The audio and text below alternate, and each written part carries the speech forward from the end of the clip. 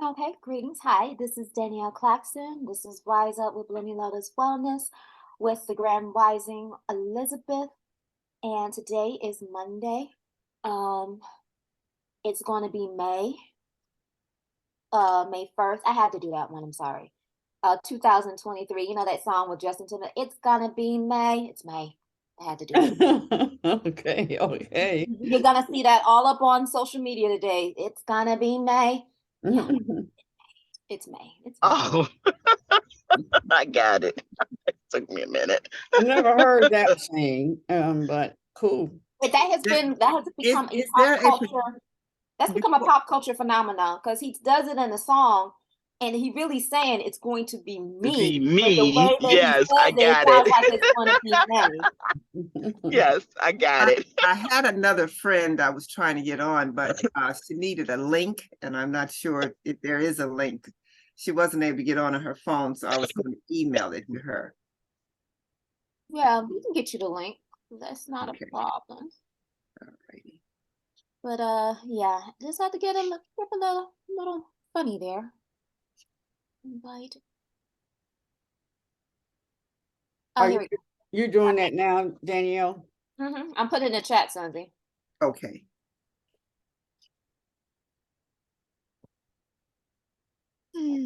How was your weekend, Evelyn? Uh, it was good. Saturday, I went to the listing partners monthly meeting over at the Java House, Mm-hmm. and I don't know how to do we this. made gardens pictures. Well, collages. We with flowers. We made gardens. So yeah, it was nice. And Oh, one second. Sunzie, what's going on? I when you put the link up, I don't know how to do that. Oh, On you the should be screen. able to like hold your finger on the link and copy it, and then that should allow you to actually go ahead and email it if Oh you're emailing from your phone. no, no, I can't. You're on your I'm computer? texting from my phone. You're So texting it to her. I'm texting it. Okay, so you should be able to hold your finger on it, and a little screen should pop up where you can copy it. Uh-huh. And then once you copy it, you can go ahead and text it To in her. the message, the text message. Okay, once I copy it, how do I get it from the screen to the phone? That's Oh, okay. Let me ask you a question. Is your computer an Apple or it's a regular a PC? PC. So you're gonna have to actually copy it because you got an iPhone. So you're going from PC to iPhone. You actually have to copy, like use your mouse on your computer, copy it, and probably email it to yourself. So there's a different synchronicity when you have Apple everything versus when you have PC. Because when everything is Apple, your laptop, your iPad, and your phone, there's a synchronicity where whatever's on one screen, you can easily it's going to show up on the other screen, or you can copy it and send it to the other screen and everything like that. Because PCs and Apple don't share the Okay, same. okay. She's waiting. Okay, so I'm not going to I just tell her I can't do it because Is there a number? Wait, you What was texting it to her, right? you want me to you just text her your text you her Just no. phone give me her number? number and I'll send it to her. Thank you. Mm-hmm.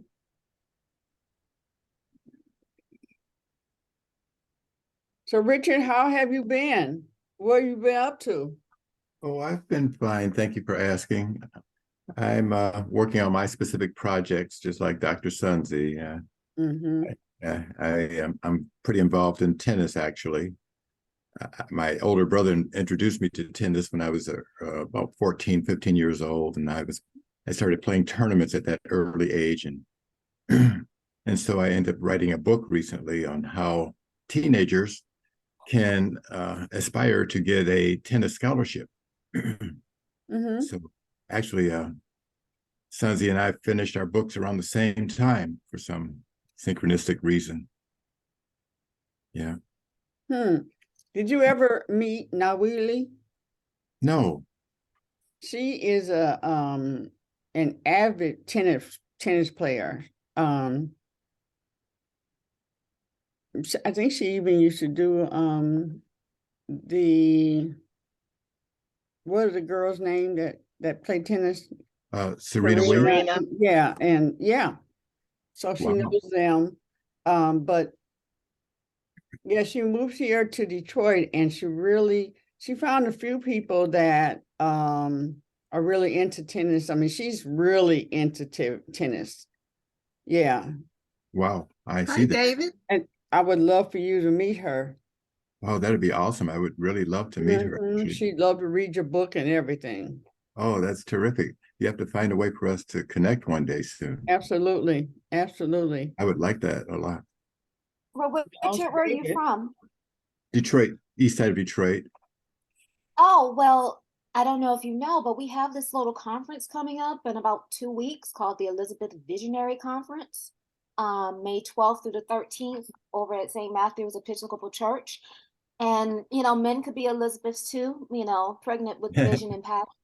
And it might be a great opportunity for you to come meet Nawili and the other Elizabeths as well. I'm just saying.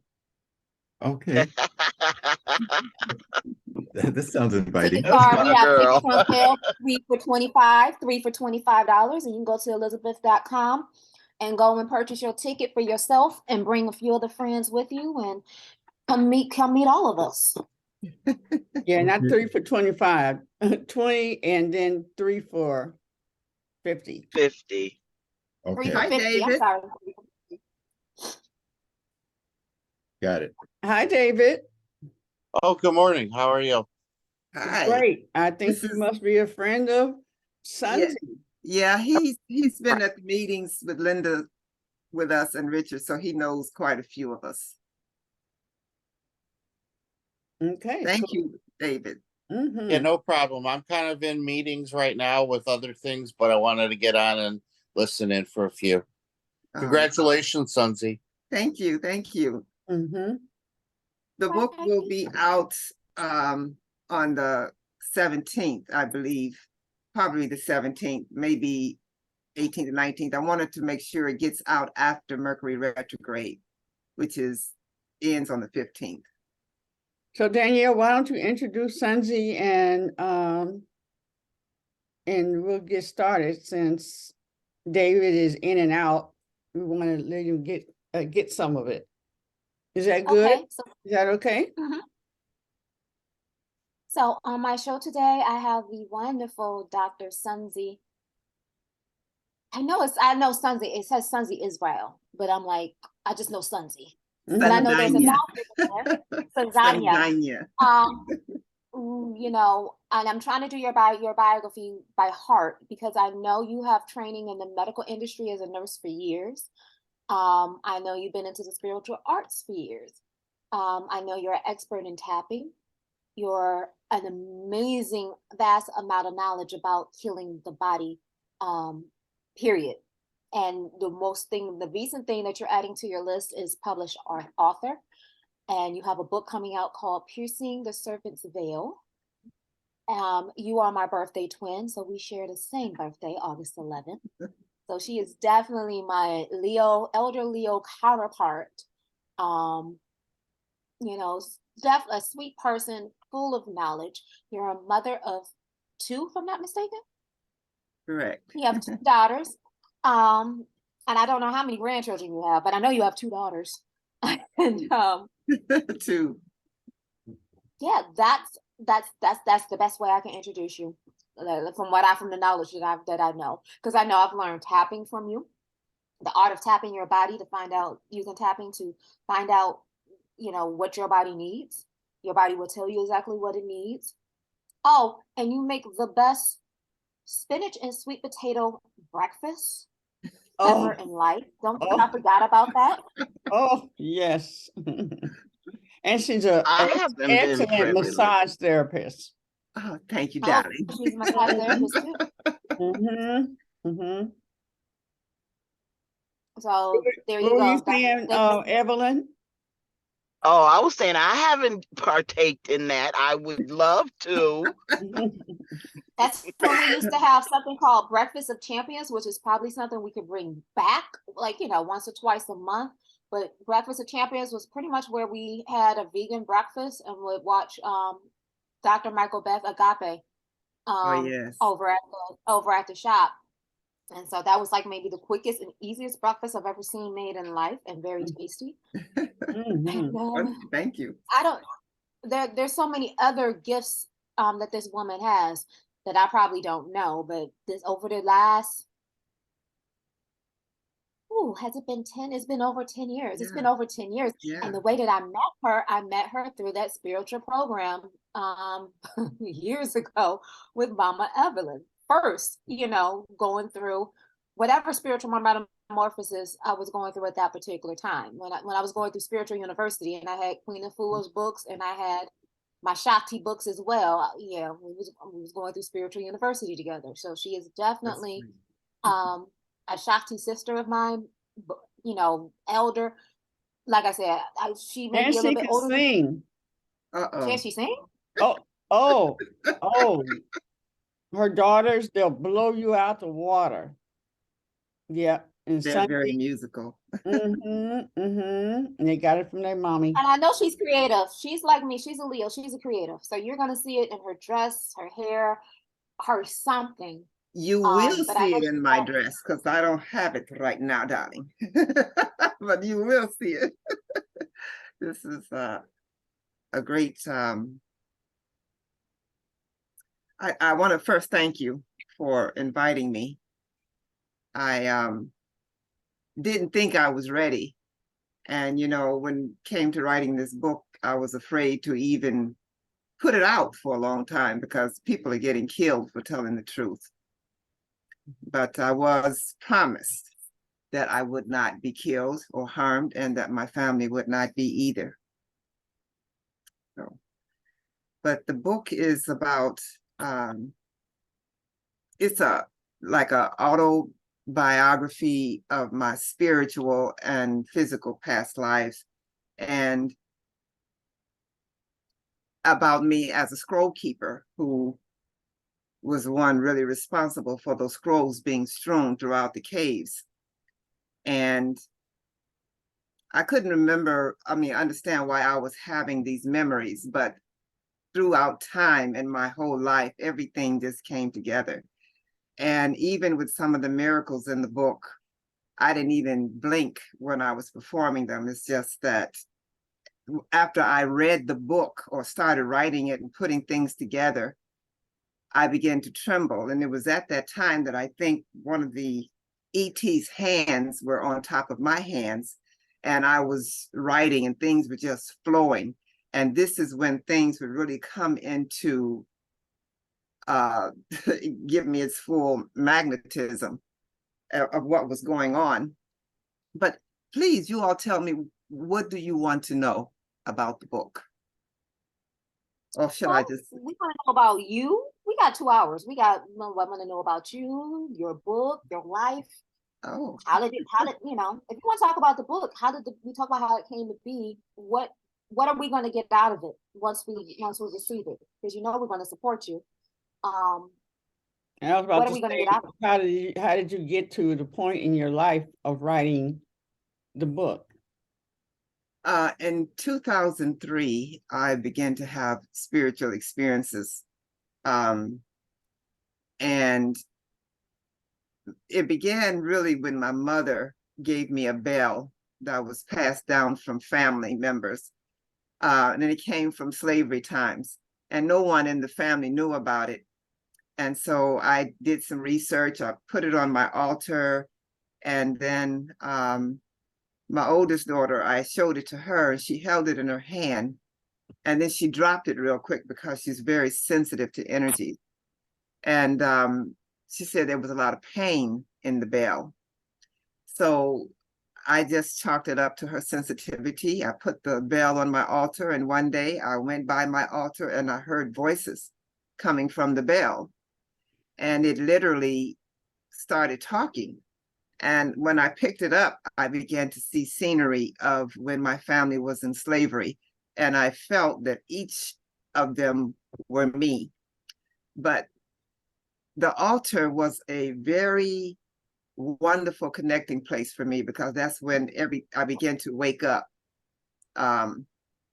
with everything that was happening. So for a long time, I would get pictures in my candle. And then after a while, the spirit would say, we're not sending you any more pictures. You have to believe what you receive in your hearing. And so I never did get any more pictures. So the pictures that I draw right now are mainly pictures from the candles. And it was as if God, from the inside of the candle, would draw the picture. And any picture that was in the candle, anybody else could tell exactly what it was. So is that? Let me ask you a question. Was that an ancestor altar? Yes. No, it was just a regular altar, and everything came flowing through.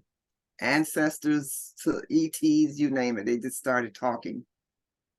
And I was flabbergasted and happy.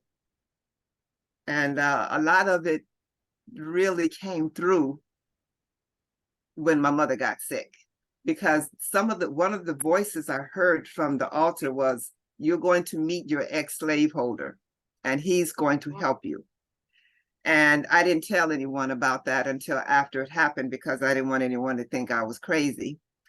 And the slaveholder was one of two slaveholders. He was a kind one, and then his oldest brother was the really mean one. And he said, and the voice told me I would meet him. And I didn't really believe it. But 3 years later, I met him when I went to take care of my mother.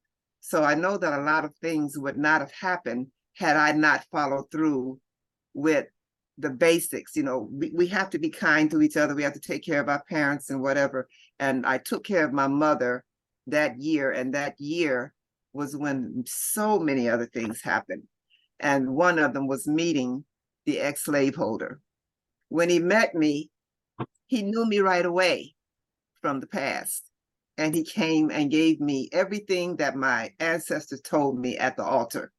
And he expounded upon it time and time and time again. So some of the stories in the book will evolve from what he told me, and then how God worked with me through the rest of the years in revealing certain things, or bringing things to me that he wanted me to reveal to people. So, and one of them was when I was, well, at that same time, I began to have visions of where I came from. And in that, I realized that everybody comes from some planet. Some of us are very new souls. And a lot of us, when you know that a person is a new soul when they come here with very little common sense. You have to teach them everything. You talk to them and they really don't understand. But thankfully, it seems like me and my family are all old souls, and we didn't have to go through that with each other. That was a wonderful thing. I think we talk about also, I have a friend that has a 3-year-old granddaughter. Her name is Donna. First of all, her name is Donna Jean. It's 2023 and her name is Donna Jean. And this baby actually told her grandfather, she has a song. She has a song called Old Donna by, what is it, Frankie Valentine? So this song, first of all, you know, I'm talking very, very old, because Frankie Valentine is the 50s. So she knows that that's her song. So she has her grandfather sing that song to her, because she knows that that's her song, because it says Old Donna. And I'm just like, okay, that's the old soul right there. And she really is. She, at 3, she looks like somebody's auntie. She already has that auntie look. And I'm like, oh wow. So is it possible for, so you said new souls is souls that you got to teach everything to them? Yeah, we all are on a path of evolution. And when it says that you must be born again, it didn't mean that you had to go down in the water actually and be baptized, because the true baptism comes through the womb. And when you come forth in each lifetime, that's how you evolve. And you eventually get to the level that they say Christ was speaking of when it comes to God's kingdom. So we are all evolving into that kingdom right now in the fifth dimension, where everybody is openly loving each other, lighthearted, being kind to each other, using that golden rule as a basis. This is what we are evolving to. So thankfully, while all the suffering is going on, I understand. It's not grievous unless it is someone that you really, really love. But even that, you can know that when they pass on to the other realm, 90% of the time they're going to love. Most of us will go to love. And they said that the hell is actually reserved for demons, like the angels that came down and mixed with the humans. They are the ones, because they were higher up and they understood the spirituality. They really had to suffer for what they did when they mixed with the human race. And I know you all heard how the Euphrates was drying up, and there were giants down there. So now these same giants that God put away, they say are coming back from that river that dried up. They've heard the chains rattling and things of that nature. It's a lot of things going on. They really want to push this forward. So you need to know that ETs are down here assisting us. And they said that 90% of them are benevolent. The Orion planet, or the people from the Orion planet, are the ones that are teaching the government all of the wicked things and helping them to take over us and enslave us. And on the 20th, they were going to surround the sun with something that would prevent the green ray from shining through, so that we would not be able to grow food. So I'm certainly hoping that that is not going to happen. There were a lot of us who prayed on that day to surround the sun in love. But anyway, I'm digressing because we want to talk about the book, right? So what else do you like to know? Well, I want to know, since you're talking about people from different planets, I want to talk about, what about the people from Star Sirius, so there's an African tribe called the Dogon people who believe that their ancestry line comes directly from the Sirius star, and that they are star people. And how can I explain this? Like, they're on Earth, but they believe that there's, they still connected to that particular star. Because I'm like, everything that you said, to the average ear may sound a little crazy, but when you hear anthropology wise, hey, there's an actual tribe in Africa that's their whole belief system, is that they're star people from Sirius. Mm-hmm. So I just want to know, what is your thoughts, or what is your knowledge about that? The Dogon tribe saw the star Sirius A, B, and C. Right now, they're only talking about A and B, but there is a C, which is the female planet. Now, when the Dogons were teaching this to the people, they couldn't understand it until their scientific tools were able to visualize it. And they was wondering, well, how could these sub-tribes or whatever, see the star series, if it took us all these tools to see? So there was the spiritual connection with them. Star Series A, I believe, is the one for the dolphins, and B are the others, and C that was the female planet. That was the planet that I came from. That planet was destroyed, and then they had to build it back up again. And right now, to tell you the truth, I had to say this, we have been destroying our planet. There have been a lot of planets that the inhabitants have destroyed, and now they have to go someplace else. We were really nearing that. If you can look at all the plastic waste and everything in the earth, we're messing this place up. But there is a promise that we're going to be all right. So the That's- Dogons are set apart from the rest of the community because people don't want them to know. Anytime you have knowledge of that caliber, they'll separate you from the rest of the community so that they don't learn anything. Did Wow. I answer your question? Yeah, I know. I watch a lot of thanks to my mate, I watch a lot of Ancient Aliens on the History Channel, which really opens up your mind, and it's like it kind of does make kind of sense, you know, if you sit down and really think about it. And it's like, you know, that tribe amazes me because, you know, when you look at them, they look very they're not as into technology and everything like we are, but they're definitely heavy into a certain type of different scientific spirituality that's a little bit different. And you're just like, huh, okay. And the fact that there are oral history, that they still keep that oral history about them being from the planet Sirius C, it's like, wait, huh? Oh, okay. Okay. Like this y'all history. I can't change nothing that you're saying, but it just like it puts things in a whole different perspective. Yes. Yes. So So, how was the writing? How was the writing process? How long did it take you to write your book? oh my God, it took it took from 2006 up until now.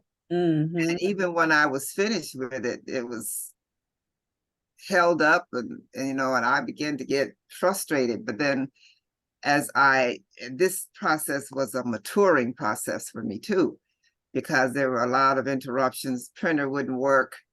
I would buy a new printer and it wouldn't work. And someone would come by to fix it. And they would say, well, I know printers and I know computers, and there's some spiritual attack on you. So I know that everything was being held up for a reason, because if you look at the news, there are a lot of things they don't want people to know until a certain time.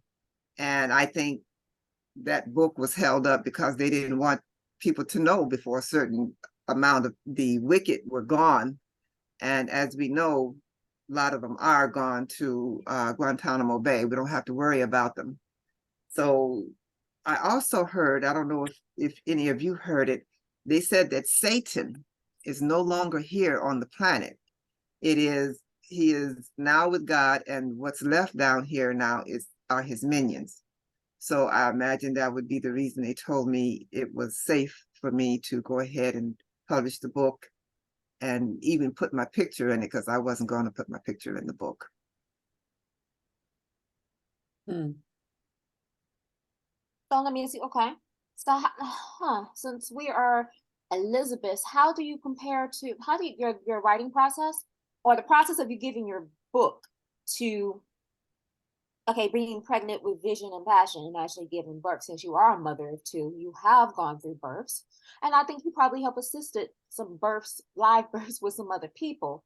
So, like, how do you translate that to, you know, seemed like you was pregnant for a very long time before you're actually about to give birth. Like the book coming out is the actual birthing of your passion. So how do you compare, you know, how do you compare that? Well, I guess In your own words. by revealing that the book is on its way, and the date of delivery that is expected. And I think that's May 17th, which is actually my daughter's birthday. So Which one? Stacia. Oh, Stacia. Yes. Yeah, Yes. I'm glad that you're bringing up these this type of questioning, Danyelle, because it does line up when we're having our babies. So I really like to get to some real stuff, real talk. Welcome, Mama Dina, and Chief Kamala. Greetings. How y'all doing? Greetings, greetings. Yeah, so what I want to do is what are your next steps? When the question that she asked was, you know, so when you have a baby, then you have to, what do you prepare for? So let's talk about this baby that you're having. And what is the process that you are going through in like your promotion? Because the baby, once the baby's here, the baby is here, right? They're finished, the book is ready. So now what are your next steps in putting it out there? Are you going to have, like now they have, when they have a baby, they have a party for everything, you know. They party for finding out what the male or female. They have a party for the naming. They have a party for the you know, for the mommy and all that kind of stuff, baby shower. So let's talk book through. signing, If you what's haven't, let's create it. What are you going Yeah, to do next? I was planning on, you know, coming up with all of that once I got my website up. Mhm. And the website is going to help a lot. Are you doing your website? Who's doing it? The publishing company called Okay. Visionary. And once it's out, I will email, text, whatever. But there are a lot of people that are waiting for the book. I wanted to get some so I could send them out, but I'm not able to do that just yet. And because the book was with Amazon, and I took it back because Amazon wanted to get most of the monies for the book, and I wasn't. You know, I'm trying my best to not contribute to the wicked corporations like that. I'm not. Mhm. So, So but yeah. tell us that. I mean, that's a good point right there. But for those who are endeavoring to write and put their book out there, how do you select what things do we need to look out for, stay away from, or look for in getting somebody to publish? And there's isn't there a Self-publishing. companies where they help you and stuff? And I found that a lot of self-publishing companies still need money. They all need money. If you don't have your own printing press and all of that, you're going to be putting money out for the printing. You're going to be putting money out for them to edit the book. I did my best in editing prior to, so that I would not have to have them edited. It seems as if I didn't have a lot of knowledge going through this, and I'm still actually acquiring the information from this last company that I'm with. And the last company that I'm with now, they're very good. They didn't charge me much. They were willing to negotiate fees, and they were very kind. Some of them will read the book and they will let you know what they think about the book. And that was a very good quality from those that edited it. Amazon edited. I have a doctor friend who edited. She was going to be on today, but she couldn't make it. But just searching for the, you know, I went to lulu.com. And what I usually do before I make a decision is I swing this pendulum to ask which one is, you know, better. Yeah. And sometimes you don't always get good answers from a pendulum because who knows, maybe you're not asking the question right. But as far as the, I really just went straight to Amazon because I was in a hurry to get it over with. That process didn't work for me. So I called a bunch of others, and the biggest problem is the printing. They want to charge you an arm and a leg for the printing, and you don't even get that amount for the book. So this next publishing, and when you sign the contract with them, they won't always give you the details, and you can be very specific with the application process in your email, because generally that's how they deal with you, is through your email. Yeah. And you don't see certain things in there, you can say, put that in there, take that out. But when it comes to the actual publishing of the book, they don't have those fees in the contract. You have to figure all of that out after they have agreed to publish the book for you. Got it. Yeah. Yeah. And since I don't have my own printing press, I have to fork up the money. And I really won't know what it's going to cost me until they finalize the book. Because, okay, so they have to put the copyright in there. All of that is done. And they're going to give me a price. After they give me the price, I still have to say yay or nay. But right now I'm planning on saying yeah. Because I've done enough and I'm really tired of working with it. So I hope I answered the question. I'm so inexperienced in that until I just had to believe that who I had last was going to work for me. And so far they are. They've been very helpful. Okay, great. Because Mary Edwards, she does that. She works with Soup for the Soul. Oh, Soup for the Soul. And then don't forget, we also have locally, we got Zarina El-Amin. She has her own publishing company, self-publishing company. She also helps assist melanated people of color to get their books, to create their books. I did speak with her. She wasn't really helpful in my process, but I do know her. Her father and I were good friends.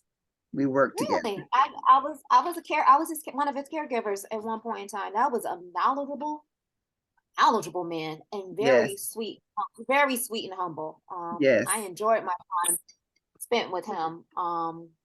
And didn't realize how important of a man he was until she came out with a book called At Their Feet, and he was one of the first stories in there. And I was like, I didn't know how accomplished.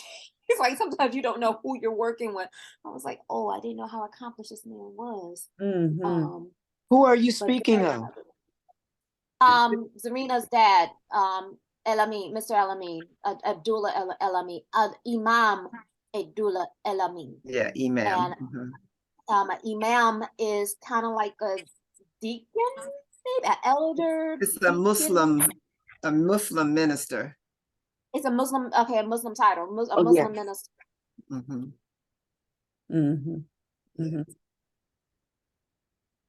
So I am working on the next book though, already. Really? Well, Awesome. so let me ask you, Sunzie, we've had some new people that have come and joined us. Grand Rising Queens, Ebony and Lakeisha, and so just remind us what the book is about. And then you were saying you have 2 books. Yeah. Another one coming out. Yeah. The book is about a scroll keeper in a past life who was responsible for the scrolls being strewn throughout the caves. And there was a scroll that I remember that I thought I lost. And I was wondering if I actually lost it and whatever happened to it. But later on in life, the spirit showed me that I am still the scroll keeper and I am finishing the story of that scroll that I thought I lost at that time. And I was wondering what the scroll was about. And over the years, through dreams, they would let me know that the scroll was about us, the tribe of Judah here in America, and how we fared and what's going to happen here in America with us and the other people here in America. The book talks about where I was before I came here and why I came. I came here to wake up humanity, to shake them, because they were dropping off, dying, and returning here in a bad way. And I didn't want that to happen. I wanted everyone to be free. And when I looked down from the heavens at that time, because I remember where I was before coming, and you will find over the years that there are many light workers that are remembering where they came from. I met quite a few. You know, some say they were hanging out in the universe as stars, and some say they were a tree and all these other things. So people are remembering who they were, where they came from. And my story opens up with where I was when I was looking down, because we were traveling in the universe. You know, there are ETs that are out there to help certain planetary consciousness. And Earth was considered one of the lowest consciousness. And they wanted to wake people up, and they agreed to send me. Also in the book is actually what's going on here in America, and all of the chaos that is eventually going to lead to peace. I have speeches in the book to ministers and the Jews. The Creator wants the Jews, the white Jews, to get out of America. And he also wants those of us who are left to unite, because we've all been separated. We talk about the enslavement of the tribe of Judah and so many other things. We talk about the Caucasian race, where they came from, and how we all have to return to unity. And if we don't, then those who are not agreeing to unite in love will be dealt with. And this earth is going to have more shattering storms and things to separate the light from the darkness. And before long, we will be in the fifth dimension. There are some websites that I would love to refer you to in order to get some of this information to keep you up to date. And one of the best ones is called Sam the Illusionist. Sam the Illusionist on YouTube, where the Metatron and the Pleiades are channeled through him. And you can, you know, ask questions about things that you want to know. And when I was listening to him, I was happy because they confirmed that everything that I wrote about was true. So we're getting ready to go into a wonderful, wonderful place, but not before all of this chaos is going to clear it out. I wanted to mention something else that I thought was very important. And I didn't, you know, God didn't give this to me. I got it from someone on YouTube, where they said that the city of Detroit is going to flood. And it's supposed to flood in the summer, because God is not happy with the people in Detroit. He gave them a warning when, I don't know if it was the Lodge or some other freeway was already flooded. I asked them if it is actually going to happen. And the answer I received was, we're trying to wake people up and bring up their vibration before the flood comes to Detroit, because they really want the projects to be done. They want me to do my projects. I didn't tell them that I had projects. They said that they are hoping that it does not occur, but I do know some safe places around the city that we can go. And in the event, and they said that every light worker may have had this dream about water. And I just spoke to my cousin the other day, and she just told me that she had a dream, and she's very intuitive. She told me she had a dream that water was rising up above her window. All the doors, everything was closed. And so this prophecy is real, and they're trying to prevent it. That's all I can say about that. So I just say to all of us, pray, because they said that we are going to receive an abundance. The light workers are going to receive an abundance so that they don't have to be in the city when this happens. Danyelle, am I boring you? I'm like, okay.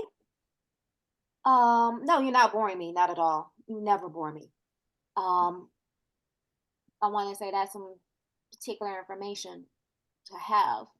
I wonder, was the last flood that we have when all the freeways were, well, not the freeways, but 94 was like flooded? Was that like a predecessor, a warning? You know, Yeah, they hey, said we that have the a tight people, moment. they said that the people that were trapped in the water on the expressway need to take heed because it was a warning. So hopefully we can wake people up so that they can separate from the negative. One thing they said they did not like that was going on in Detroit was a lot of black magic. You know, magic comes from God and it comes from the devil. To me, my understanding is do unto others as you have them to do unto you. If you don't like something, put yourself in someone's shoes. You can't go wrong that way. I thought that that was a very simple law that God gave, but obviously a lot of people have problems putting themselves in other people's shoes. And that's what we have to practice. Envy, jealousy, that is one of the biggest things that we as women have to get over if we're going to transcend. Biggest things. And the way man and woman, oh, people don't know that it was the woman that was here first. We were all hermaphrodites when we came. And Adam and Eve is not the biggest creator story. It's the Son of God story. And I explain that in the book. So we're not who we think we are.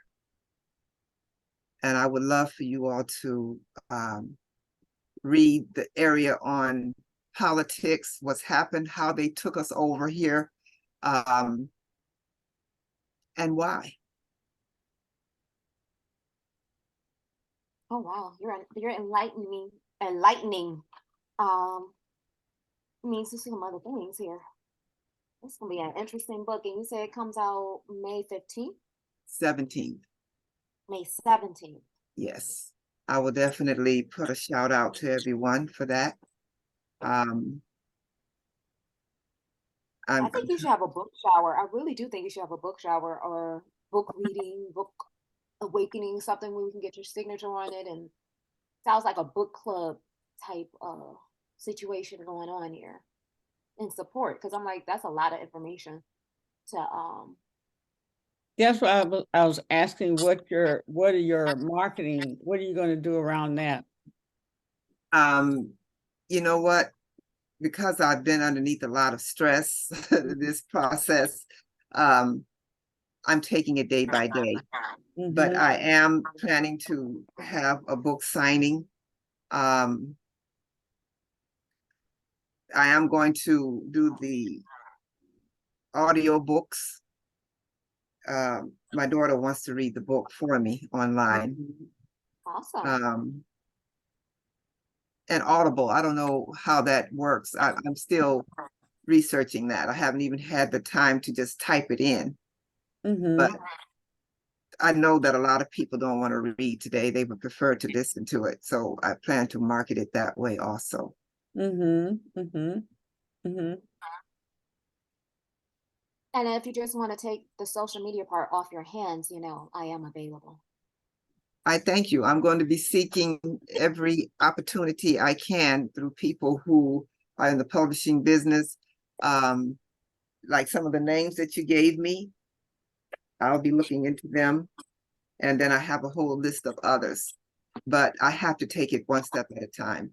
Because, and I wasn't, you know, last year, I was really supposed to die. I went to sleep. My mother came and she helped me. And then I woke up and I realized that I really was not supposed to wake up. She came in the dream. She made sure I didn't die. And I almost died because I was sick and my head was facing the north in my bedroom. So I like to tell everyone, especially if you're my age or older, don't sleep with your head turned toward the north, because if you're already sick, it can give you strokes, heart attack, etc. The best place to sleep is with your head toward the east. All other places are under that. But east is best and north is worse. So after I realized that, I slept at the opposite end of my bed, because in my bedroom, I couldn't turn the bed in the other direction that I needed it to be. Mm-hmm, mm-hmm, mm-hmm, mm-hmm. Yeah, but I do plan to do a lot of research for marketing. And I still think that Amazon will eventually sell it also, because when you are selling books, they go through these major places. The people who are doing my website for me, they promise to be able to get the book out too. So when you sign up with a publisher, they will agree to make sure the book is, being marketed in other areas. Excuse me. Mm-hmm, mm-hmm. Well, I'm glad you're going on this journey. I feel like all of us, all the Elizabeths, has a book or two or five in them, and it's just a matter of being disciplined enough to, get those stories out. So I'm glad we have one of our very own that's actually doing it. And I can't wait. I can't wait to see her. I can't wait to see your book. Do we have any questions from any of our audience? Because it seems like everybody is highly intrigued. This is Mama Dina. Sunzie, you gave a reference. Somebody in the Sam the Illusionist. Sam, S-A-M, the Illusionist. He's on YouTube. Yes. Sam the Illusionist. Thank you. You're welcome. I'm typing that in the chat as well. Thank you. Now, what did he do? He channels ETs, and people are allowed to ask questions, and and then they get the answers. I mean, it's not direct, it's recorded. So you'll have to ask the question and hope that he will use your question to be asked. Amazing. Very good though. So I want to say, so we talked about Sunzie, the author. What about, so I want to talk more about your healing modalities, because you're a wealth of knowledge. And I know not only do you use it on other people, but there's been times when you had to take a break from everything and heal yourself, to preserve yourself. To keep yourself here. Yes. Right. And so let's, talk about some of those things. Because I remember sometimes you pulled away from the shadows of being out and about in people's faces, but it's because you had to do your own healing, because as you being a healer, you heal everybody else, you get depleted. But it's like, if you don't replace that, then it's almost like you leave yourself vulnerable to take on the ill energy of the people that you're healing, and it falls upon you, especially as a caregiver. And I know you've done caregiving, you've done nursing. You and I are so much alike. It's ridiculous. And so it's like, let's talk about that, when the healers have to retreat and heal themselves in order to preserve themselves. Yeah, that's one of the first lessons they have to learn. Even when I was in nursing, I would not work a job more than 3 years in a row, because you can desensitize yourself to people's needs with them constantly help, answering every light up and down the hall. And, the hospitals are not actually trying to help the nurses. They just want your money. And so the nurses, they have to run and get supplies when they're short. And, I can go on and on and on. But, people who mistreat other people, I don't agree with that at all. So when I find myself getting insensitive because of the overload. I have to leave. And even as a massage therapist, you know, healers, they take energy off of people and they feel good and now you feel bad. I remember a time I did massages like 6 in the evening to 2 in the morning on some women. And when I got home, I was peeing blood and I had to take a salt bath. That's really all I needed to do. So there's a good way to cleanse the energy. And Amin's mother, what's her name? Mary, the one that you gave me whose father's name. Zarina's mother. Yes. Dr. Zarina mother was a social worker, and she was a doctorate. She had a doctorate in social working. And social workers, they sit and they listen incessantly to loads and loads of people's emotional issues. And all of that stuff, if you don't cleanse it, it'll cause a problem. And especially social workers, they go home, they do their family, but they don't understand that they need to clear themselves of all of everyone else's emotions, because 87% of all illnesses is due to your emotions or somebody else's emotion. And if you don't realize that it works its way out from the ethers, and if you're constantly thinking and having this emotion, it just keeps going until it's in the cell. And every time you think of an abuse or something that happened to you, it'll go deeper into the cell and it can cause an issue. So what we do as energy workers, we find out what the issues are. The other percentage is nutrition. So it's emotion and nutrition, and the doctors don't deal with that. If they deal with your emotions, you're going to get a pill. If they deal with your diet, is going to be something added. And hospitals, everything that you need in the hospital to heal is not there. The medicine is poison. They keep you awake at night. If they're not taking your vital signs, they're taking somebody else's. The diet is not good. There's no nutrition. If a vegetarian goes to the hospital, they're going to get watered down lettuce because they don't know how to do a vegetarian diet. So you said something about people who are social workers. I know there are people it seems like people are just naturally drawn to people who just vent and listen. And if it's like that person doesn't clear themselves of the venting, it's almost like, I realize even with myself, because I pulled away from listening to everybody's venting, and I'm like, some of these people need to talk to a tree, or they need to talk to their ancestors. It's like, you don't need to be talking to me. You need to be talking to something spiritual to help you deal with what you're dealing with, because that spiritual dumping weighs on the person. And now they're going through a depression, not knowing why they're going through a depression, but it's because you got everybody else coming to you to vent, to dump and everything. And like you said, they feel better, but it's like, I notice when you get into spirituality and you're able to talk to God, let's just start there. Talk to God. Before you come to me, talk to God. Because I'm like, some of this stuff I can't do anything about. You know what I'm saying? And it's like, you ran me down.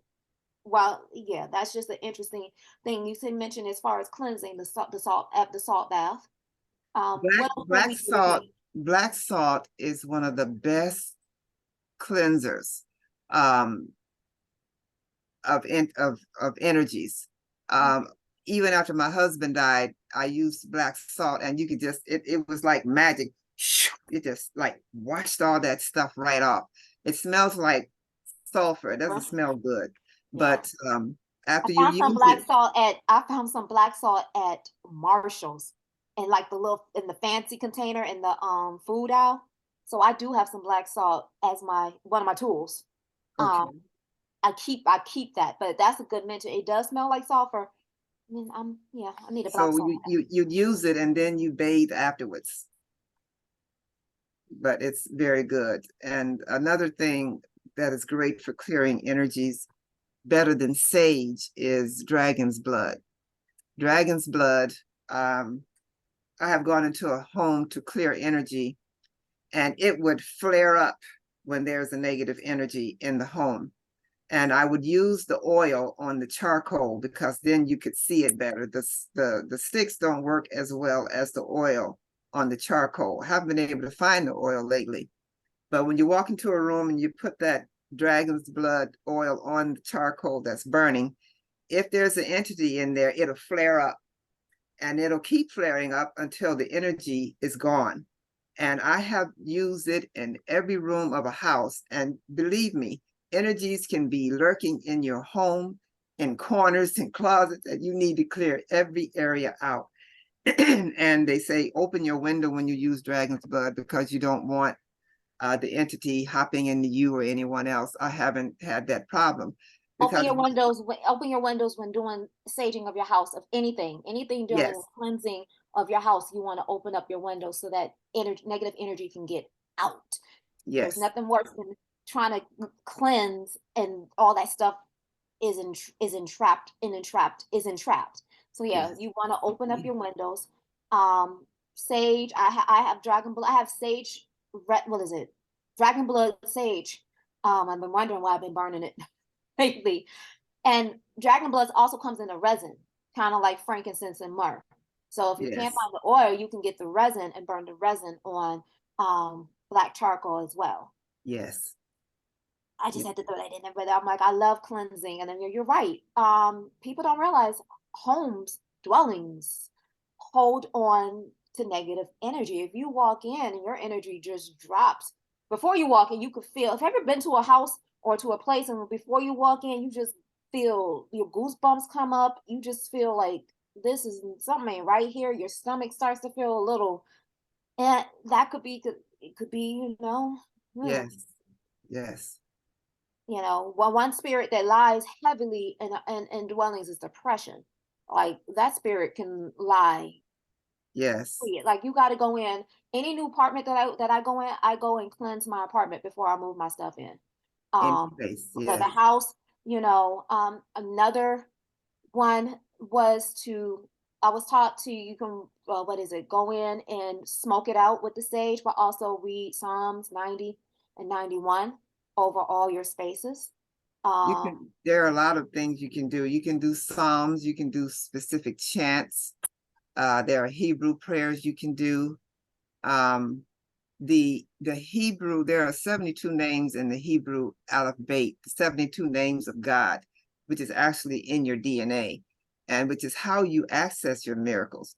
But when it comes to clearing out a room, I would do the prayer and the dragon's blood. And that worked pretty well. Chants, prayers, dragon blood, and any other spiritual gift you may have and decide to use, clear it right out. Yes, ma'am. Now that's initially cleaning out. And then, so what do you suggest to bring our protection up? Like if you know you're going to be around a lot of people, being protected, period, against other people's energy. What do you suggest we do to, I know once we get away from people, to come home and take a salt bath and clear the energy off? What do we do to protect ourselves to like repel the energy while we're out and about? You begin before you enter into a crowd of people or among people. You set the intent because your human mind is very powerful when it comes to creating the outcome of what you are hoping for. So when you wake up in the morning, you say what kind of day you want to have, and you forget about it. And you realize at the end of the day, that is actually the kind of day that you had. So before I go into a crowd, I say, I want to have this kind of experience.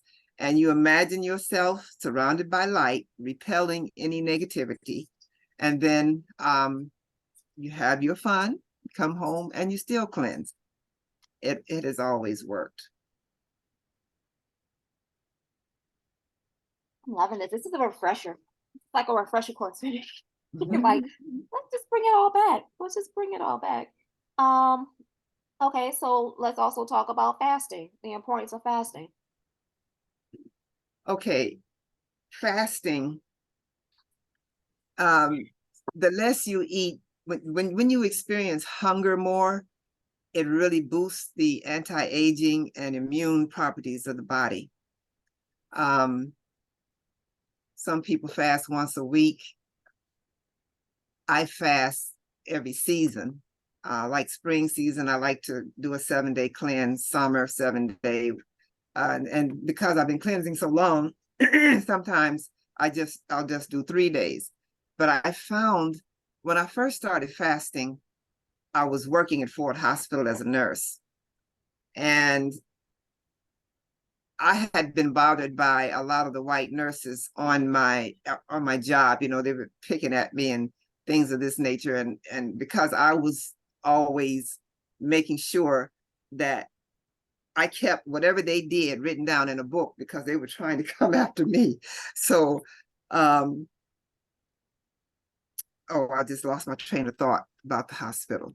What was I talking about? White nurses writing down what they were doing.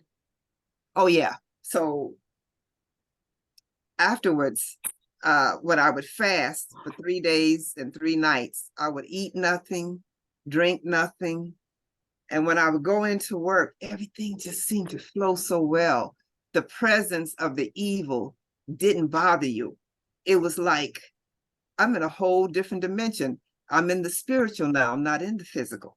So a true fast, when you're in the spiritual, it helps you to make a greater connection to the creator or your higher self. And it is like, it's better than taking drugs. I can't tell you how well that is. It's better than taking drugs when you don't take in anything. So, but if you're doing it just simply for health purposes instead of spiritual purposes, you know, people who fast, they don't really realize that what they're taking in while they're fasting is settling. I don't look at television. I do everything spiritual when I'm fasting. I'll do my chanting, my deep breathing, my meditation. Of course, you still have to do your regular family things, you know, with your family, but you rest as much as you can. And then you make contact. Your hearing is better when you're fasting. You see better. You smell better. I mean, your sense of smell. And then once you get off the fast and you start to eat again and your heart starts to beat again, because now the process of digesting begins, and then there's noise in the system and you don't hear or see or smell as clearly as you did when you were fasting. Awesome.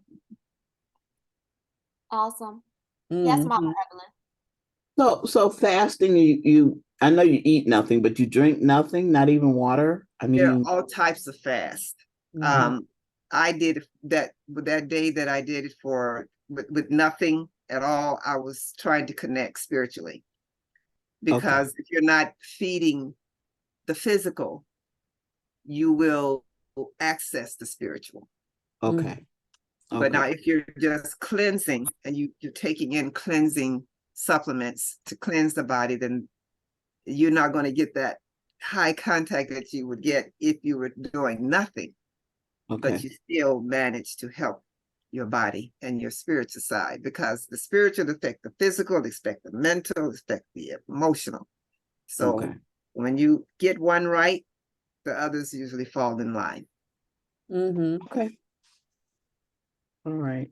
Any more questions for Mama Sunzie? Because I can see the wheels turning in some of your heads. Like, well, when it comes to healing, emotional healing, I like to get the story of a person. If a person says, for instance, their right arm is hurting, I want to get the story of, because every body part has a code. All right. Your eyes have a code, your ears, your mouth, every place you have a problem, it has an emotional code that goes with it. And if you know the emotional code, you can address it and the pain will go away. There was a friend whose daughter had a wrist problem, and she always, say, Sunzie, you can do this for me here. My daughter has a wrist problem. Her wrist has been hurting, blah, blah, blah, blah. And so the code for a wrist is you're holding on too tight. So the right side is the male side.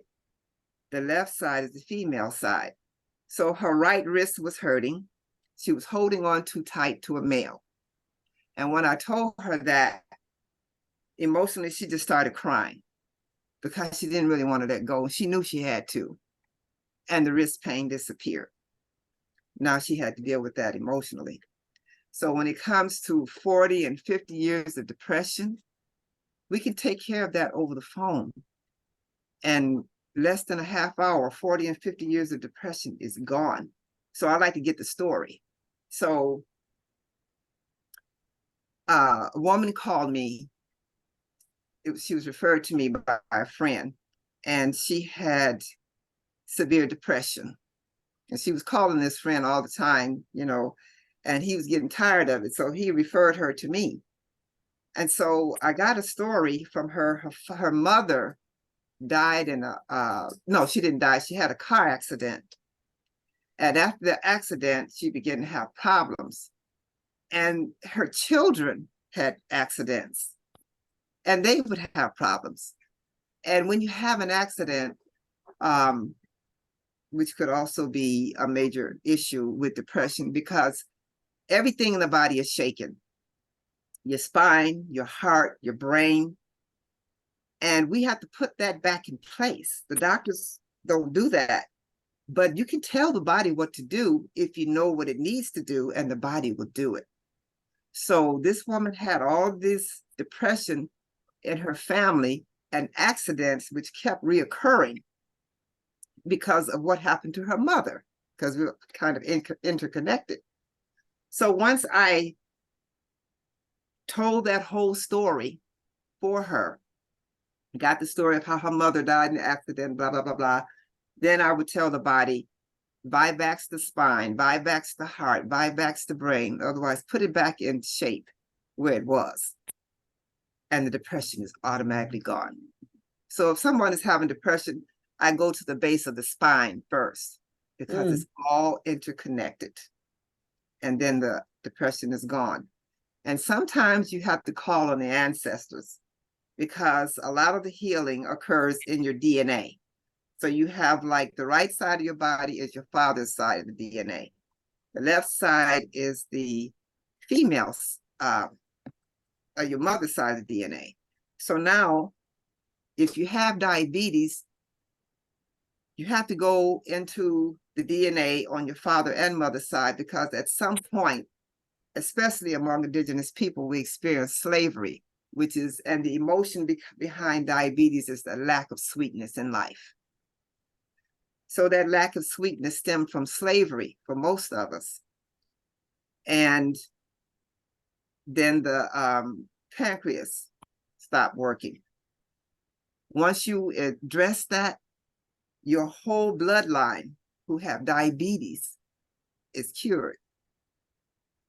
Of course, we always have vitamins too to go along with that, but your thought processes for diabetes also is, if you like to control or have control over others or everything in your life without letting things flow, that too is an emotion that can cause diabetes. So if you have right arm pain, I'll just give you another example. That's the right side of the body. And it's really hurting you. And it can be chronic for years and years. And the tapping code would be, and you always tap the opposite. So if it's the right shoulder, you tap the left hip. And you would say, repeat after me. And a person would say, okay, you tell them what to say. Right shoulder pain at whatever level, because you have different levels of pain from 1 to 10. Right shoulder pain at a 10. Can't move it. I can't move it. Okay. Haven't been able to move it for 10 years. I haven't been able to move it for 10 years. So the pain is due to a decision I have to make about a man, and that decision is causing a heavy weight upon my shoulders. and that decision is causing a heavy weight upon my shoulders. Then you assess the level of pain. The pain will either disappear completely or be decreased significantly. And I don't stop until the pain is completely gone. I'll repeat the process with a different phrase. And before I'll say 10 minutes, that pain is gone after 10 years of chronic pain. The doctors, again, they don't address your emotional issues. Yeah. They just want to know if you got a problem so they can get some money for it. And they become really good at it. So that's just one area of healing. Yeah, that's powerful, Sunzie. That is really powerful. And I'd like to talk about, I know you also use in your healing numerology and astrology. So could you talk about how you intertwine, you really just intertwine all of it? Yeah. And Hebrew too. I use Hebrew symbols to help with that, because you got the 72 names of God. And with the 72 names of God, you take one of the, there's a symbol for everything. So let's say you want to call on the symbol of miracles, or you want to just call on God, like a 911, Lamed Ba Vav, and you say that, and after you say it, then you go to do what it is you want to do without thinking. You have to get up and actually go and do it, attempt to do it. And then the miracle will occur, but you do it in faith. With numerology, I find out what people are here for. And because your name and your birth date will tell you. And many times people are not on their proper paths and they need to get on that path.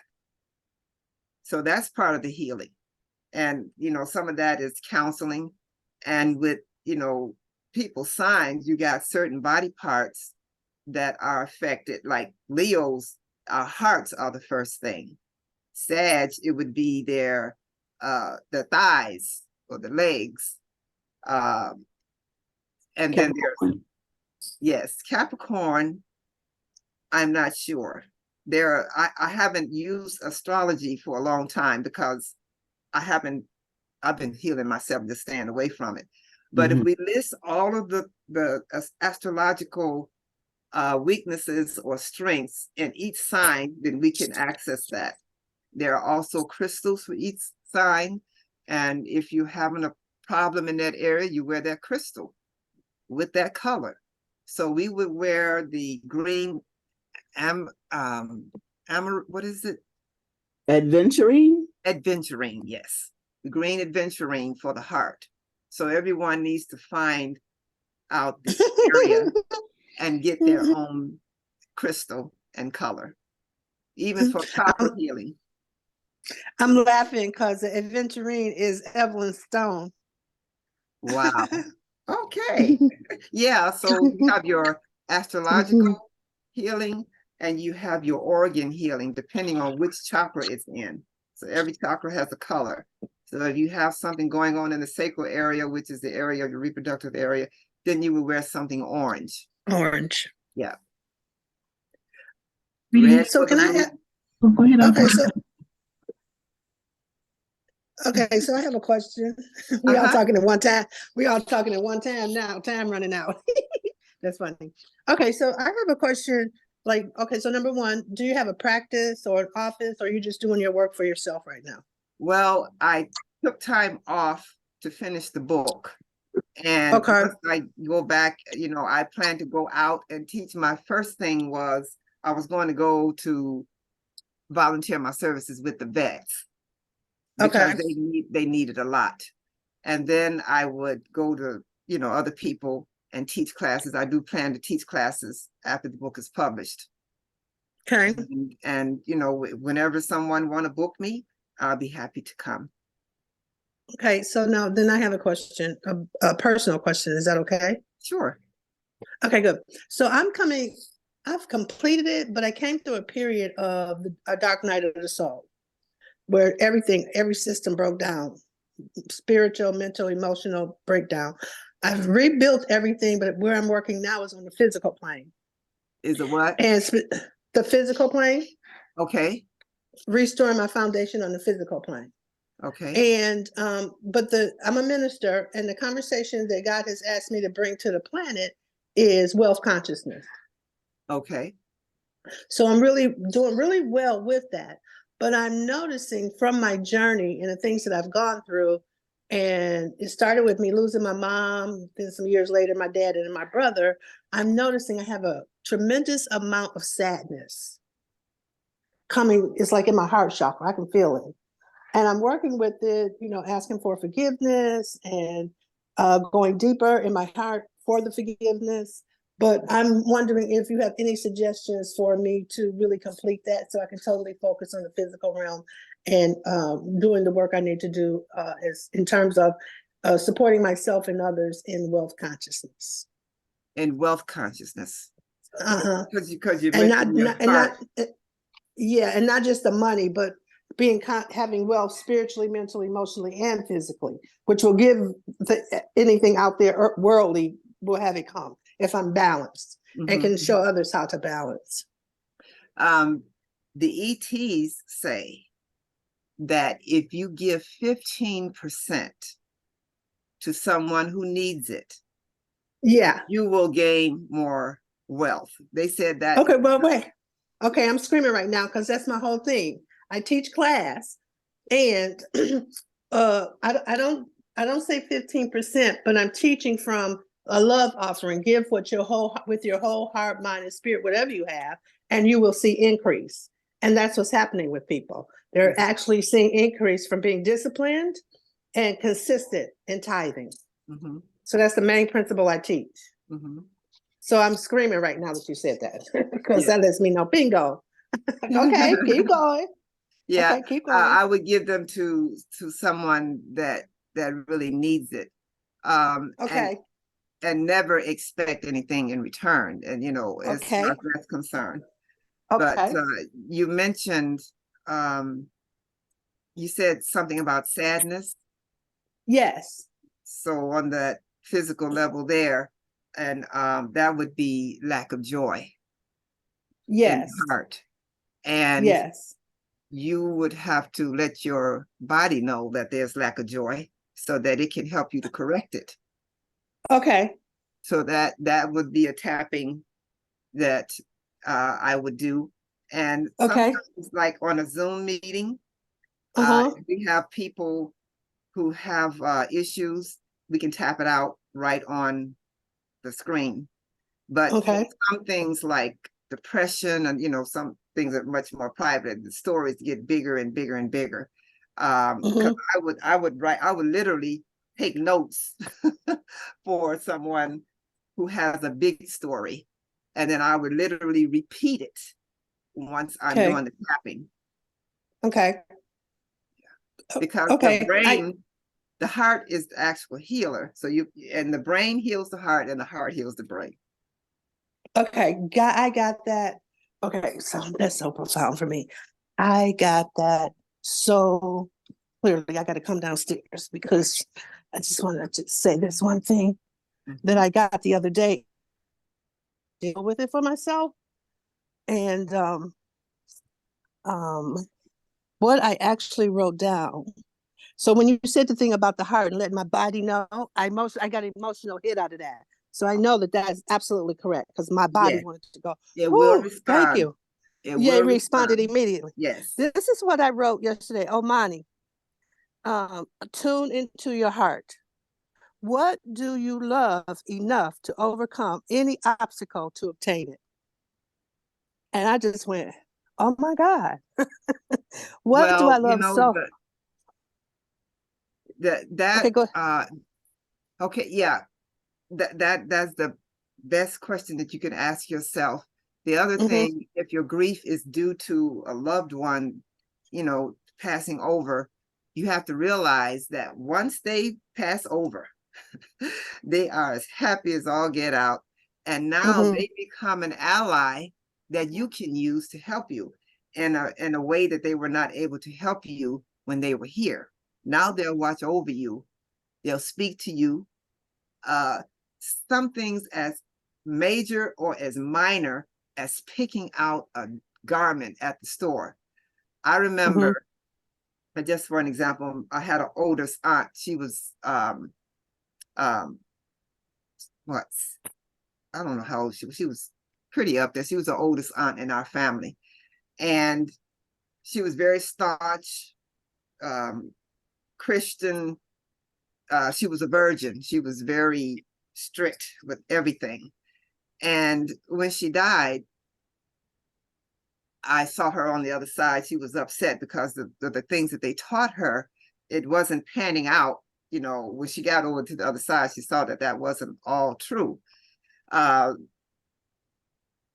what happened one day, I went to the store and I needed a gown.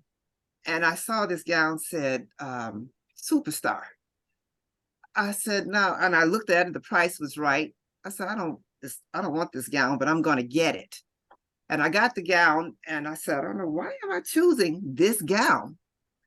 And when I got home, put the gown on and laid down, my aunt from the other side said, "You're my superstar."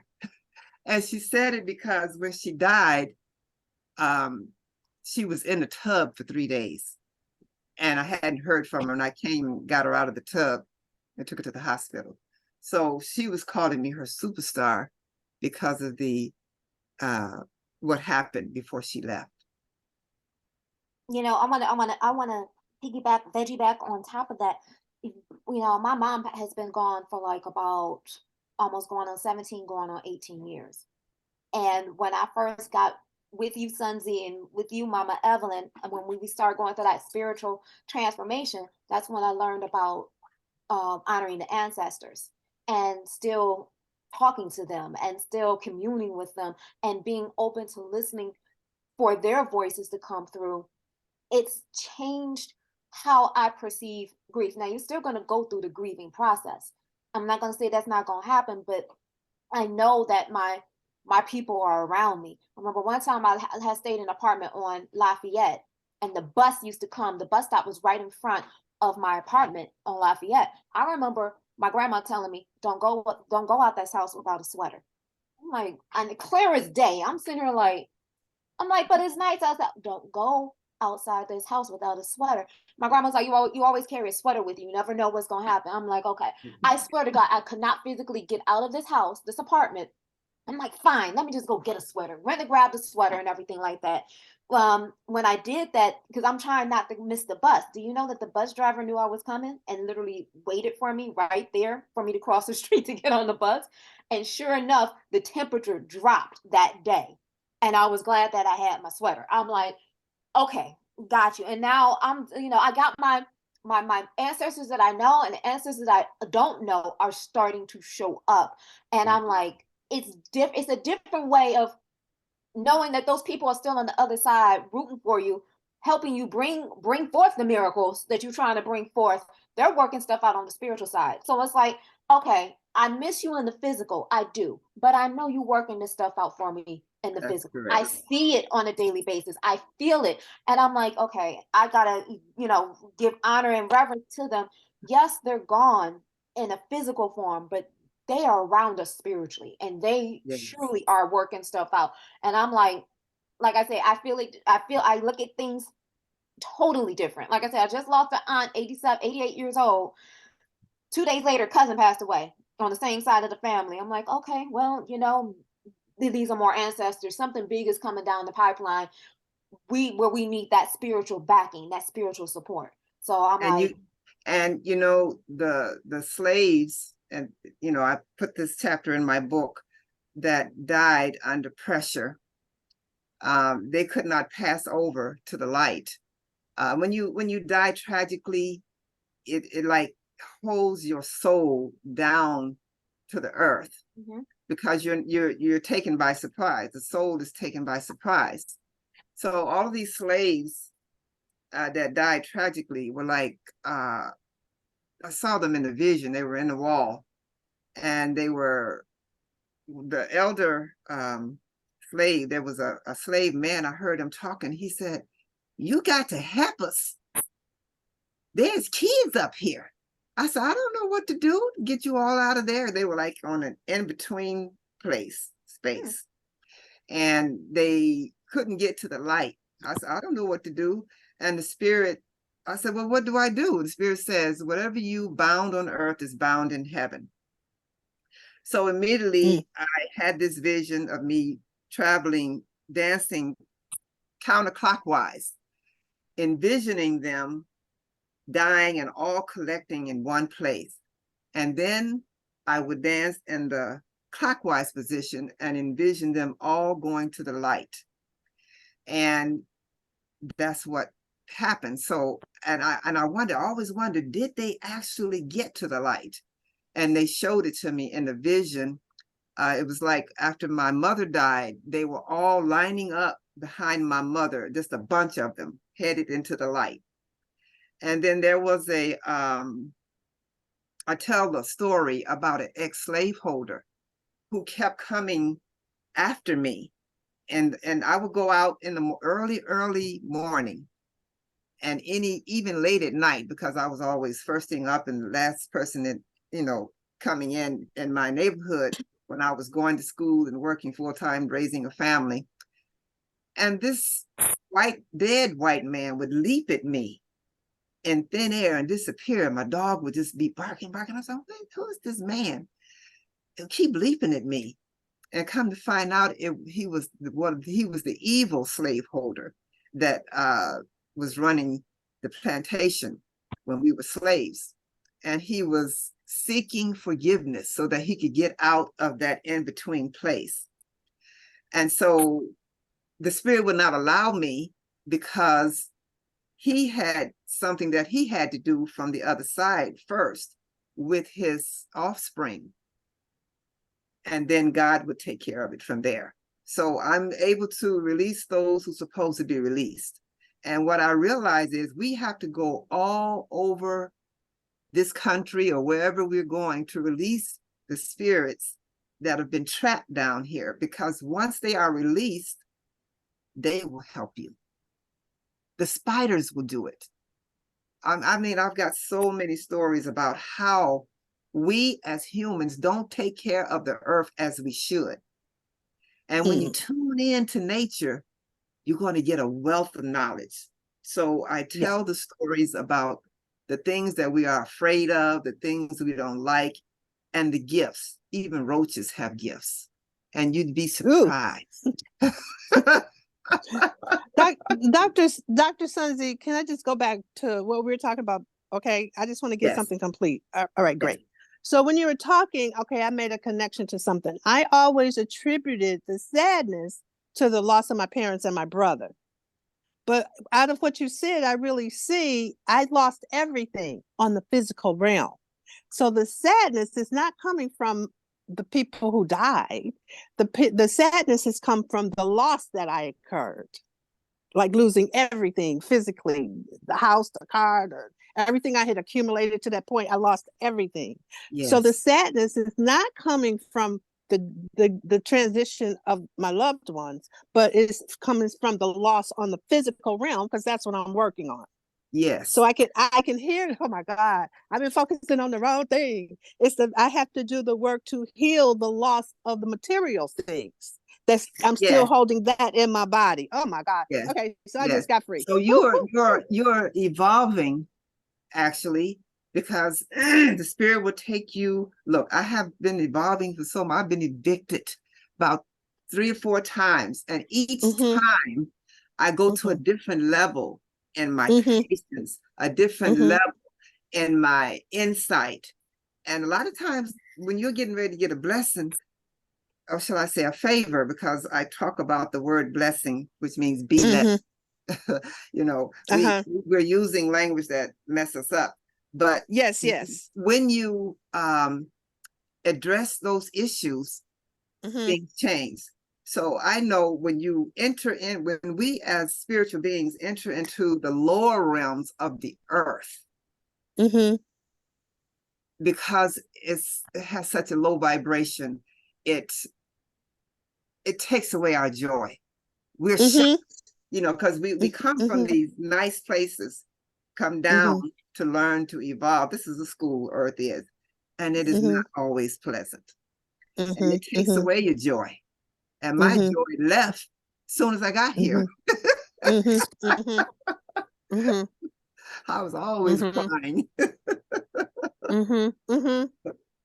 And I'm just getting that my tears don't necessarily means that I don't have joy. My tears are actually information that I need to wake up to something. Well, your emotions can bring tears for many reasons, but as long as you recognize why you're having them, you can go forward. So as far as telling my body about the joy, how to tap in that. Okay, you lost your joy. Take it back. Is that what I say? No, okay, yeah. So you've been, okay, let's just handle you right now on screen. Okay, good. Let's handle it. Okay. Yeah. So first of all, you have to take off all metal. I don't have none on. Okay, you don't have a jewelry around your neck or any metal? No. Okay. All right. If do you have on black socks or black shoes? No, I got on green, burgundy, and gray. Okay. And you don't have any other metal, because the metal will nothing in your head, no hairpins, okay, because that metal will stop. No, I got earphones. I got earphones in. Let me take my earphones out. Yeah, can you hear me still? I'll take them out. How about that? Okay. Okay, hold on. I'll just take them out and put you on speaker. All right. Okay, so I have nothing attached to me now. So if it's okay, can you reveal your symptoms to the audience? The symptoms I have? Yeah, the ones that you say you need to address as far as your heart. Yeah, it's I can feel, when I feel it, it's a sadness, and I feel it around my heart. But I've been focused on, it was the sadness of losing loved ones, and it's really sadness from losing like everything I had accumulated at that point in my life. So that's what the sadness is about. I just got that talking to you. All right. So I'm just gonna tap you out right now. Okay. And I just want you to breathe from the bottom of your feet to the top of your head. Really slow, 3 times, and I'm going to tap you out while you breathe.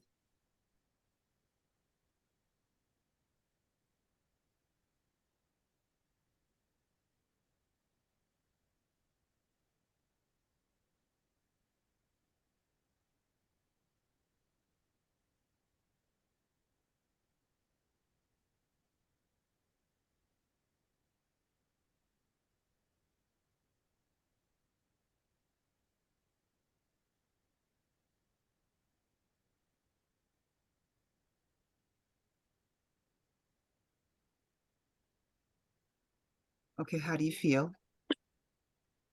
I'm about to scream. I can feel it coming up from my feet. Okay. I can feel it coming up from my, now it's in my chest and arms. Ooh, I can feel it. I can really feel that. Yeah. Oh man, I can.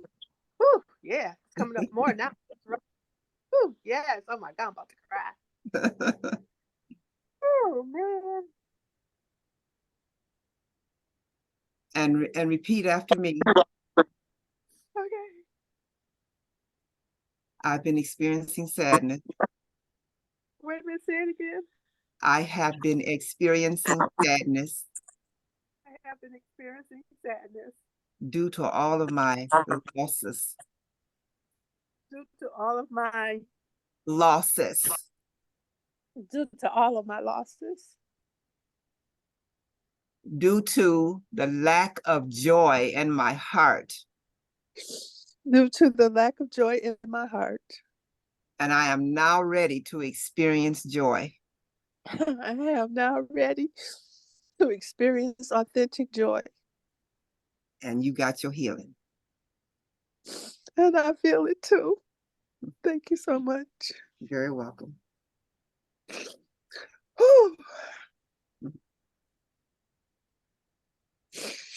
Okay. Okay, that's like, okay, thank you so much. I popped a cork. No problem. And could you tell me or put in the chat and I'll send you a love offering. Oh, no problem. Thank you.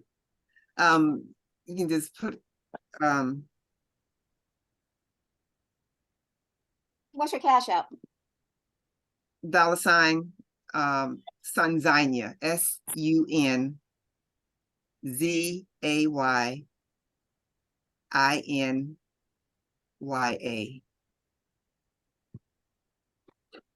Is that it? Yeah. Okay, great. I'll send you a love offering. Thank Woo, you. thank you so much. You You're packed the welcome. court. Very welcome. Woo-hoo-hoo. I'll I will send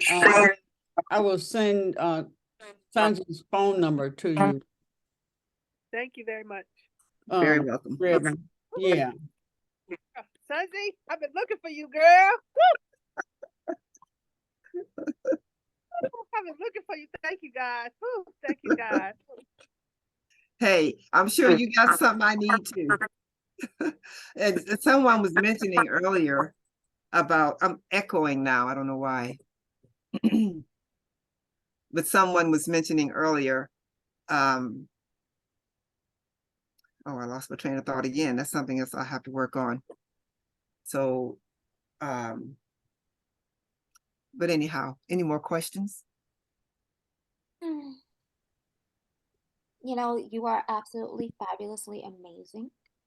Well, And I'm going to teach you all how to do the same thing. I'm going to have a class. This came from the book of Enoch. And the reason why, you know, I guess they didn't get completely rid of the book of Enoch is because they couldn't understand what was written. The way I learned the process was through Dr. Michael Vincent. He was heavy faster and he received the knowledge and the understanding, because when he read the book of Enoch before, he couldn't get it. But then later, when he was under long trains of fasting and praying, it was revealed to him how to do it. And I'm one of his most senior students who was also co-authoring his manual. So. awesome. Well, I'm so happy I reached out to you. I knew you had a book coming. I was like, oh, the Elizabeths need to be there. We need this knowledge. And I really do hope you come to the conference, that you're there just to receive all the vast information that's there for you to receive. And well, I don't know if you know, you've always been Elizabeth. Amongst other things. And I'm so glad that, you know, you're doing your calling, you're doing your work, and I could see the glow on, but you're also taking care of yourself too. And that's the balance that goes in alignment with it all. Does anybody have any questions? Oh, I know what I was going to say. Someone mentioned they were going to write a book or, you know, something. I just need you all to know that the Spirit said until all the light workers write their story, we're not going to have the whole picture, what it is, you know, supposed to be down here. So everyone has a story. And when you write it, you put it together like a quilt or a puzzle. And then we're going to have a better version of scriptures. Verbal, you know, is your experience and your evolution and the truth in it. That is how you learn, if you are open to receiving. And so I've been open to receiving. You know, I was the oldest of 9 children. And my mother used to tell me all the time, go back there and play with your brothers and sisters. Look, I'm an old soul. I don't want to play. I want to sit among the adults and hear what y'all got to say. So that's how I learned, you know, and I was forming my opinions when I was watching adults communicate. And I said, that's wrong. That's okay. I wouldn't do it that way. So this is what old souls do when they're observing things, you know, in the families. Also, but how do you distinguish between the aliens and the Holy Spirit and ancestors? Is there another group? Angels? And How do you? spirit guides. Yeah, sometimes you can't tell. Mhm.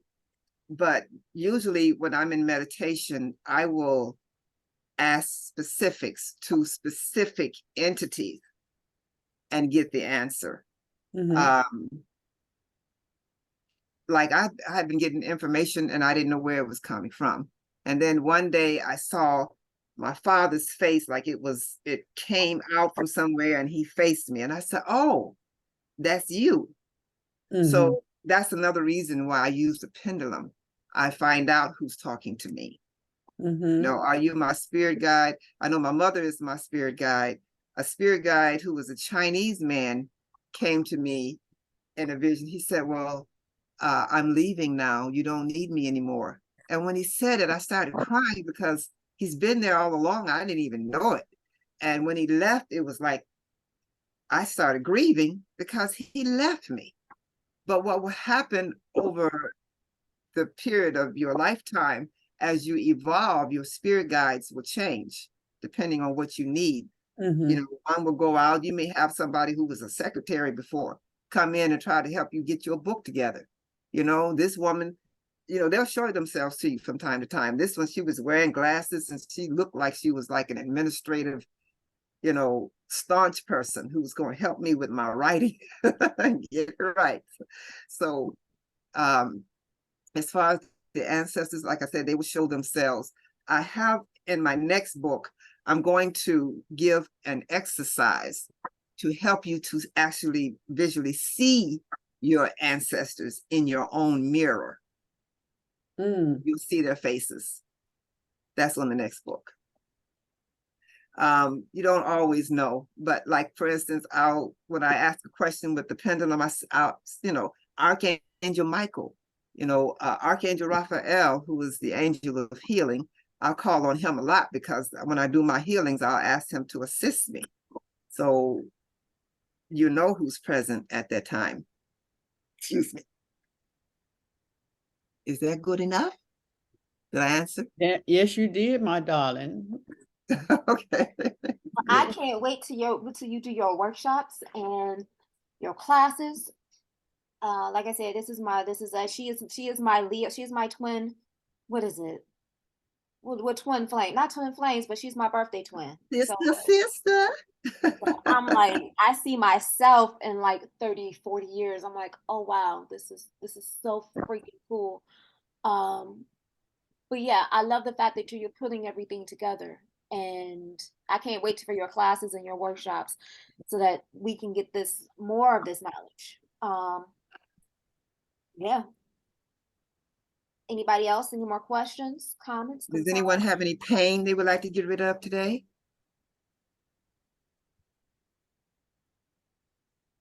Yeah, my hand right here. Right here. It's wait a minute. Yeah, right here. Okay. So what is the pain level? Well, when I pick up something, it's about a 6. About a 6 or 7. Yeah. So is this a recent pain? Is it a long-term injury or chronic pain or what? What is it? This is about the second time I've had this pain. It's like it feels like a muscle. It's like I'll go to reach for something like, oh, and it's like when it rubs up against it, it hurts. Okay, so you don't have that problem in any other joint in your body?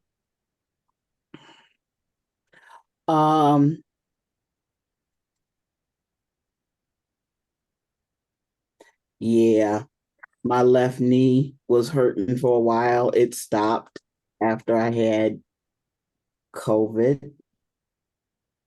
It was my knee because I couldn't lay on my right side because my knee it would just hurt. But that's gone now. It's just your hand. Yeah. just my hand right now. Just this morning, I went to reach for my, and it was my, oh, like, yeah. Okay, so is there in your mind a male? That's your right hand, correct? Mm-hmm. Is there a male in your mind, whether he's young, in the family, outside the family, old, or whatever, that you are grasping on too tight? Let's just try it. Let's just try it. Okay, go to your, okay, that's your right hand. Go to your left foot. Okay. Your shoes and Take my socks. shoes off. Yes. Okay. Okay. Now show me the plane on your hand again. Where is it? Right Is here. that Yes, in right between? here. In between. Okay, so go to that area on your foot, on your toes, in between your toes, on your left foot. Okay. Take my stocking off.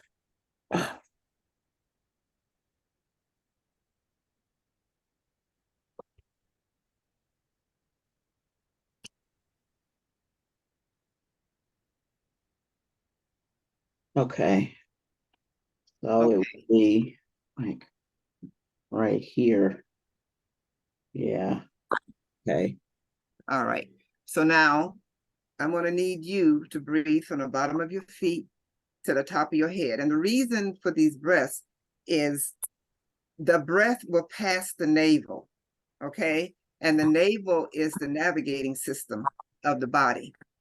So even when it comes to getting rid of certain infections, I would take portions of the infection, put it on the swab, put it in a plastic bag, put it on the navel to tell your body to get rid of what's in that swab. So these are the different methods. So the breathing is going to help to diagnose the body. It's like a scan. So you take the deep breaths while I tap you out, okay?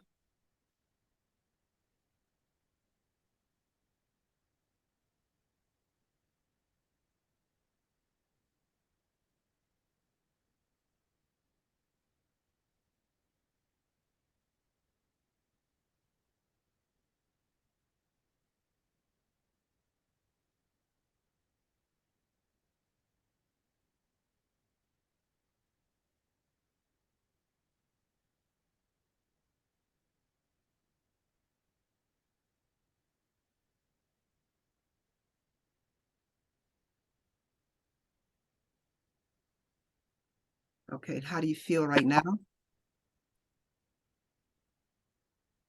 No, not your hand, you. Oh, me? Yeah, Feel good. okay. So go to your left foot, and Mm-hmm. that part of your, where, you know, so it's in between. Yeah. So go to those toes and point to that place that's in between those toes on your finger. I mean, on your, with your finger. And you're Okay. going to tap. Now, what level of pain do you feel right now when you move your hand? 1 to 10, 10 being the worst.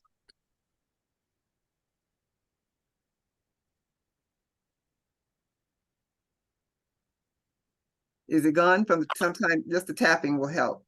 Yeah. Yeah. Yeah, because it would, if I grab it would, yeah, it's gone. Okay, good. Gone. When a Yeah. person has an accident, you can tap them out while they're on the ground doing just what I did, if you know what to say in your mind.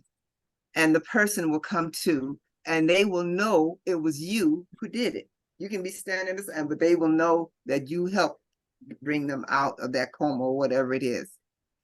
And we can, like, if all of you had shoulder pain, I could tap out all of your shoulder pain right now because it's the same code.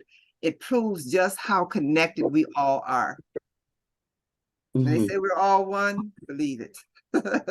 We're all one. So, Sunzie, what is the significance of back pain, specifically sciatica pain? Lack of support in your life. sometimes, like for instance, a man, let's say a jealous man, he may have issues with left shoulder pain.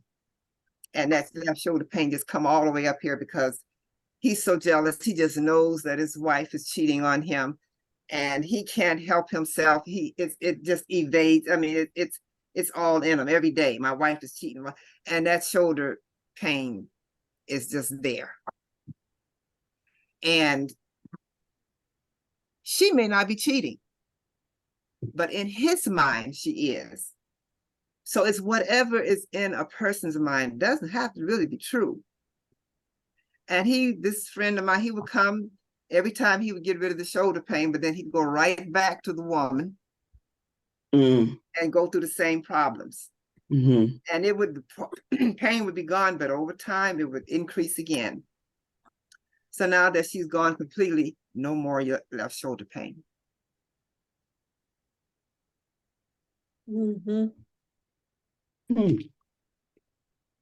Well, Queens is 10:09. Oh, You have been so informative, Sunzie. You know you're my girl. y'all mine too, sister. Thank you all so much for coming. Sunzie is such a free spirit. That's what attracted me when I met her. She was helping my family. My great nephew. Oh yeah. Was dealing with what's that called? I forgot. Something gravis. Myasthenia gravis. Myasthenia gravis. And he was 3. And a friend of ours, Piamba, that's how I met her, he was dealing with the same thing, but he was on the total opposite side of life. Right? And all of his muscles were weak and they'd have to kind of carry him and drag him but he was always still going to go. Always. But the baby died. And at that time I had met Sunzie's daughters, and who got kicked out of they lost the house.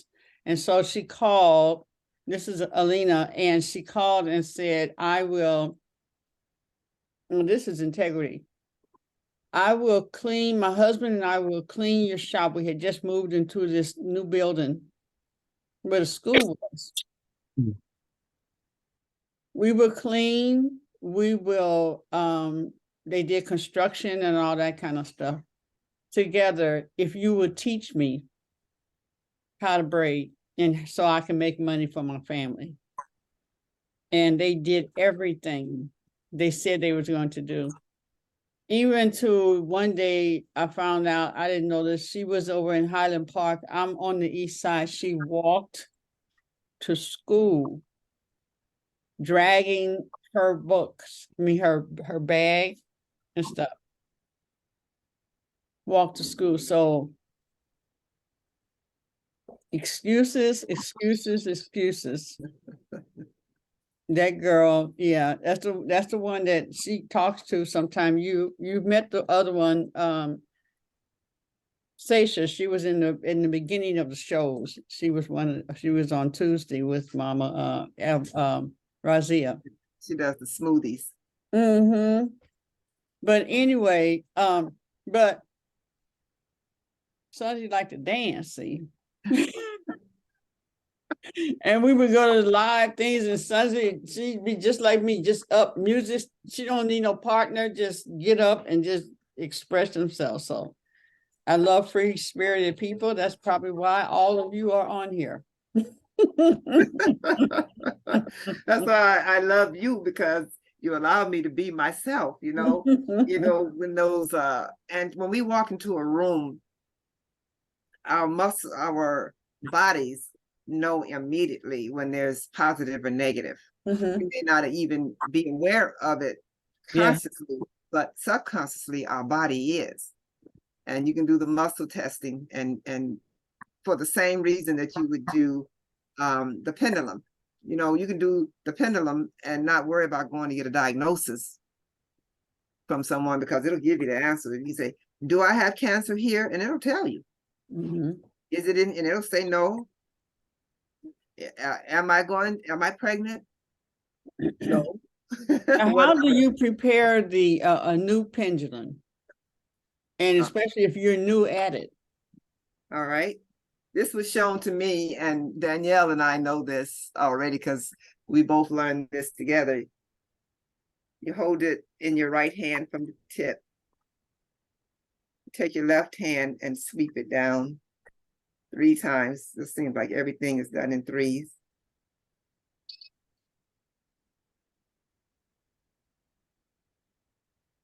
And then you hold it in your left hand because that's the receiving hand. And you ask it to show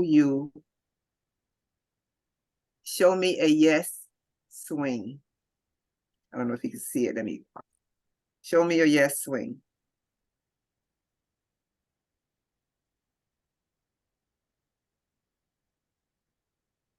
Okay, that's my yes swing.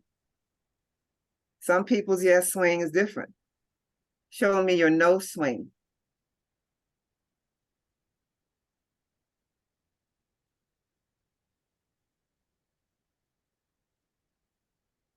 And that's no swing. Wow, it went the opposite way. Yeah. Now, sometimes it'll just stand still and tremble. And that's when you know you have to ask your question again in a different way, because you can only give you yes and no answers, or they don't want to give you the answer because you're not supposed to know. Nan, I also learned from Queen Afua that sometimes you may not have a pendulum. You may not have a what? You may not have a pendulum. Well, yeah, right.